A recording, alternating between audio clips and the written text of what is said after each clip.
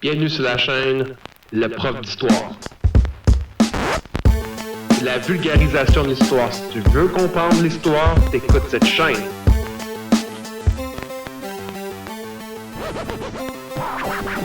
L'histoire c'est partout, l'histoire c'est vivant, l'histoire ça nous entoure. Bonjour tout le monde, bienvenue sur votre chaîne, le prof d'histoire. Alors aujourd'hui, nous allons faire le 4e et dernier chapitre du cours d'histoire 3e secondaire, s'étalant de la période de 1791 à 1840. Donc c'est une période d'environ une cinquantaine d'années qui débute avec l'entrée en vigueur de l'acte constitutionnel de 1791 qui a mis fin au 3e chapitre et qui débute le 4e et dernier chapitre. Et ça se termine avec la dernière constitution dans le cours d'histoire 3e secondaire, c'est-à-dire la 4e constitution qui est l'acte d'union de 1840. Donc, à l'image, j'ai dessiné l'Amérique du Nord, plus précisément l'Amérique du Nord-Est, dans la région des Grands Lacs et du fleuve Saint-Laurent.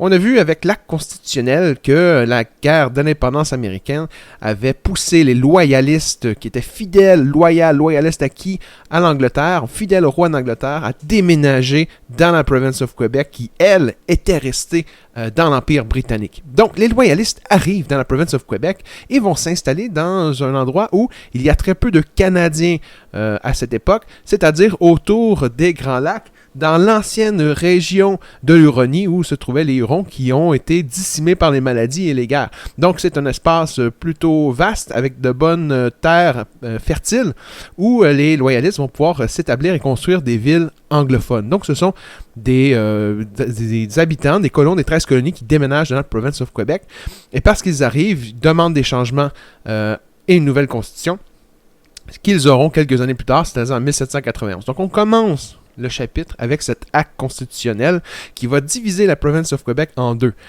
le Haut-Canada et le Bas-Canada. En haut, je l'ai dessiné en orange, la terre de Rupert, c'est un immense territoire de chasse qui appartient à la compagnie de la baie d'Hudson. Donc le Haut et le Bas-Canada vont appartenir, ainsi que les maritimes, l'île du Prince-Édouard, Nouveau-Brunswick, Nouvelle-Écosse et Terre-Neuve, vont appartenir à l'Angleterre, donc l'Empire britannique. Je le dessine, de l'autre côté de l'océan Atlantique se trouve une île. Et sur cette île, au sud, il y a le royaume d'Angleterre. L'Angleterre a conquis en 1536, le Pays de Galles. Ici, Galles prendra un S, là. Une petite faute que j'ai faite, j'ai oublié de mettre le S. Donc, Pays de Galles, à l'ouest de cette île, et au nord, en 1707, l'Angleterre va envahir le nord de son île et va aller chercher l'Écosse. Donc, à partir de 1707, dans notre période actuelle du chapitre 4, eh bien, l'Écosse, l'Angleterre et les Pays de Galles sont ensemble sur cette grande île, l'île tous ensemble avec ces trois peuples qu'on appelle la Grande-Bretagne. Donc c'est ça la Grande-Bretagne, c'est l'île de Bretagne avec ces trois peuples réunis ensemble sous le règne du roi d'Angleterre qui les contrôle tous. Au sud de l'Angleterre, de cette île en Europe, il y a la France. Et autour des années 1800, après la Révolution française, tous les officiers militaires ne sont plus obligés de faire partie de familles nobles pour accéder à des postes de pouvoir. Donc, déjà à partir de fin 1790, il y a un jeune général qui s'appelle Napoléon Bonaparte, que je suis en train de dessiner ici à l'écran, qui va réussir à montrer son importance, son génie stratégique militaire, mettre fin à des rébellions pour un retour de la monarchie. Il réussit à mater ces rébellions, à les battre, et il conserve l'idée de la révolution. Il va devenir rapidement un héros du peuple. Il va faire des campagnes militaires. Il va aller chercher le nord de l'Italie au nom de la France. Il va même faire une campagne en Égypte. L'Égypte va appartenir à la France grâce à Napoléon, qui, une fois de retour en France, se fait nommer consul, puis finalement va prendre le poste d'empereur avec une espèce de coup d'État qu'il fait. Donc, Napoléon, empereur de France, décide dès lors de construire une immense armée et au nom de la Révolution et de la liberté, il va envahir les différents pays d'Europe qui l'entourent, Espagne, Portugal, Prusse, Autriche, etc. Au nord, pendant cette guerre de Napoléon, l'Angleterre est contre Napoléon et envahissent le nord de l'Irlande qui va devenir faire partie du Royaume-Uni. va faire partie de la Grande-Bretagne, va devenir le Royaume-Uni. Uni, ben, c'est l'Irlande, le Pays de Galles, l'Écosse et l'Angleterre, tous ensemble, Royaume-Uni. Napoléon veut les empêcher d'aller en Europe avec leurs navires de marchands pour aller chercher des ressources. Donc, il fait un blocus continental. Il bloque avec des navires français les navires anglais pour ne pas qu'ils aient cherché des ressources en Europe pendant la guerre contre la France. Donc, Napoléon essaie d'affaiblir le Royaume-Uni en les empêchant d'aller chercher des ressources. Que cela ne tienne, l'Angleterre, le Royaume-Uni, va aller en Amérique, au Haut et Bas Canada pour aller chercher son bois nécessaire à la confection, la construction de bateaux de guerre pour résister aux Français et à Napoléon. Donc, à partir de ce moment, au Bas Canada et au Haut Canada, il y a un développement de l'industrie du bois. 3 régions ici que je dessine à l'écran vont se développer pour aller chercher du bois nécessaire à la construction de navires de guerre pour se défendre contre Napoléon, soit l'Outaouais, la Mauricie et le Saguenay. 3 régions importantes à souvenir pour l'industrie du bois. Donc, à partir des années 1800, parce que Napoléon fait la guerre en Europe et l'Angleterre doit se défendre, il y a une forte augmentation de l'industrie du bois. Donc, nos paysans canadiens vont se transformer en bûcherons et en draveurs, ces espèces de coureurs sur les billots de bois qu'on appelle les pitounes, pour transporter les billots sur les rivières jusque dans les ports, et par la suite, direction Europe pour faire construire des navires. Durant cette guerre de Napoléon, et même un peu plus après, là, à partir de 1815, il y a les tarifs préférentiels que j'ai dessinés, tarifs préférentiels qui vont encourager les marchands à aller chercher le bois au Canada. Donc l'industrie va se développer rapidement, parce que si l'Angleterre va chercher ses ressources ailleurs, ils vont être taxés. Ça tombe bien, je l'ai dessiné, le Hudson Bay Company, la compagnie de la baie du Sion, continue son exploration vers l'ouest. Mais l'industrie de la fourrure est de moins en moins populaire et importante, donc le bois vient sauver l'économie canadienne et dorénavant, à partir de 1800, l'économie est basée sur le bois. Durant toujours cette guerre de Napoléon, en Europe, les Anglais étant occupés à se défendre contre les Français de Napoléon, bien les États-Unis en profitent pour essayer d'envahir le Canada. Donc, les États-Unis déclarent la guerre au Canada, essaient en 1812 d'attaquer le Haut et le Bas Canada pour s'emparer du Canada. Et les Canadiens vont résister, grâce à l'aide, entre autres, des Autochtones. Et donc, les États-Unis vont échouer. 2 ans plus tard seulement, la guerre dure 2 ans. Napoléon perd la guerre en Europe, l'Angleterre gagne. Et c'est la fin de la guerre entre les États-Unis et le Canada. Et le Royaume-Uni s'en sort grand vainqueur de cette guerre. Pendant la guerre de Napoléon, on l'a dit, l'Irlande appartient dorénavant au Royaume-Uni, à l'Empire britannique. Donc, les Irlandais, j'ai dessiné à l'écran, là, qui mangent beaucoup de patates. Il y a une maladie de la patate, de la pomme de terre en Irlande à l'époque. Donc, il y a une espèce de grande famine. Les Irlandais doivent donc quitter l'Irlande pour venir en Amérique, trouver refuge, avoir de meilleures conditions de vie et devenir des Canadiens. Plusieurs d'entre eux, du moins plusieurs milliers d'entre eux. Le problème, c'est que durant leur voyage, ils développent une maladie qu'on appelle le choléra, très contagieuse. Hein, et pour ne pas contaminer les villes, on va les placer sur la grosse île que je suis en train de dessiner à l'écran. Là. C'est une façon visuelle très forte de se souvenir de la grosse île. À l'époque, ce sont les infirmières, ce sont des religieuses. Donc, j'ai fait une île comme une grosse religieuse qui est dans l'eau. La grosse île où les Irlandais, avec le bateau qu'on voit derrière, vont être obligés d'accoster sur l'île, se faire soigner, trier par les religieuses, qui vont mettre d'un côté les malades pour ne pas contaminer les villes, mais les Irlandais qui ne sont pas malades pourront déménager dans les grandes villes comme Montréal et Toronto dans le Haut-Canada.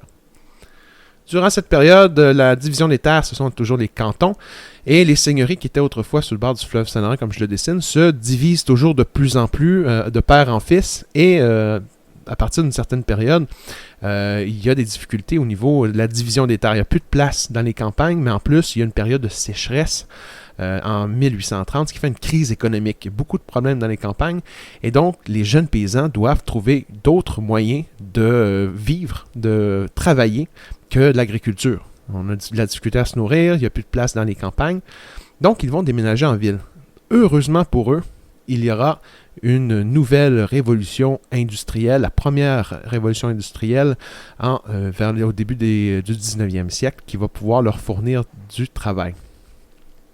Il y a d'autres grands travaux qui vont se faire. Je le montre ici à l'écran avec les flèches. Il y a au sud de l'île de Montréal, entre Montréal et la rive sud, où il y a les vagues, les rapides de la Chine. Et pour contourner ces rapides de la Chine, il faut, avec le tracé rouge que j'ai fait, faire un canal, le canal de la Chine. Donc, c'est une espèce de rivière artificielle que les Irlandais et les Canadiens français vont creuser à la pelle d'un côté à l'autre de l'île de Montréal pour franchir ces rapides qui empêchaient les navires commerciaux de se rendre jusqu'au Haut-Canada. Donc, tout ça, ça prend beaucoup d'employés, beaucoup d'Irlandais et de Canadiens qui travaillent sur ces chantiers parce qu'on n'a pas encore de machine vraiment pour nous aider. Donc, on crée la première banque en 1817. La première banque nous permet d'avoir du cash, de la liquidité qu'on va pouvoir donner comme ça à tous les employés qui vont travailler sur ces chantiers. Donc, grâce aux banques, de grands chantiers commencent à exister. Le canal de la Chine en fait partie, mais aussi, première phase industrielle, l'apparition du chemin de fer, la locomotive, une machine à vapeur que je dessine ici à l'écran. Les premiers chemins de fer font leur apparition. En 1836, premier chemin de fer qui relie la Prairie à Saint-Jean, premier chemin de fer canadien, Saint-Jean-sur-Richelieu.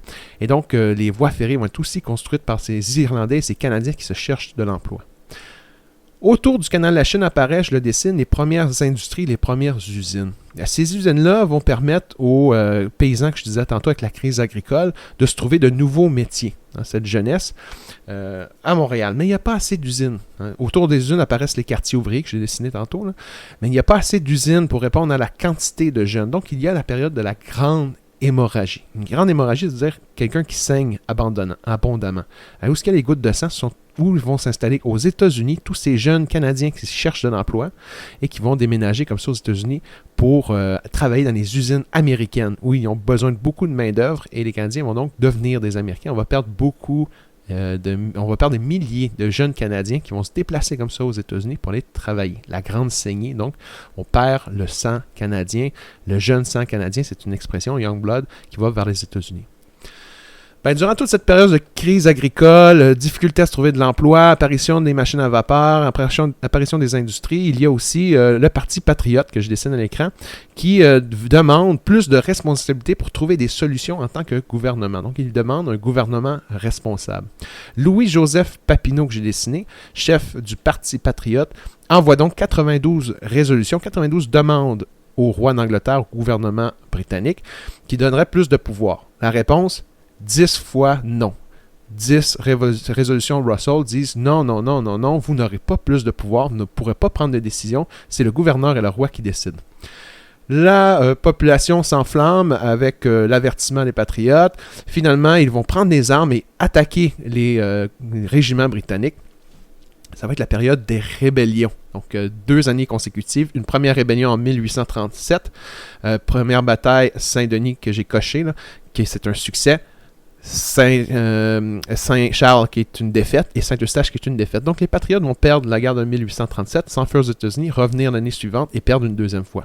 Mais ils vont quand même continuer de demander plus de pouvoir. Lord Durham fait un rapport que j'ai dessiné finalement après la rébellion des patriotes pour expliquer pourquoi les patriotes se sont rébellés. Et grosso modo, il explique que les patriotes se sont rébellés parce qu'ils sont francophones pour la plupart et donc parce qu'ils sont français, ils n'ont pas de culture et donc s'ils étaient britanniques, ils ne se révolteraient pas.